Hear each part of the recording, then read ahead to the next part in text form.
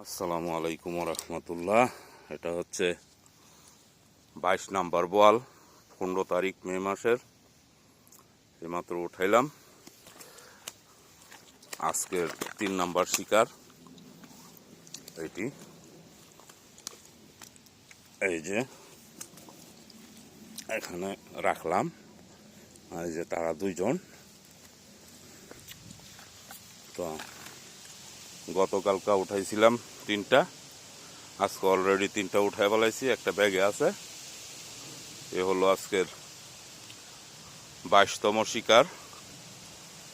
এটা হলো 21 নাম্বার, এটা হলো 22 নাম্বার। এই এই এই এই 22তম শিকার উঠাইলাম। ওকে, আল্লাহ হাফেজ, সবাই ভালো থাকবেন।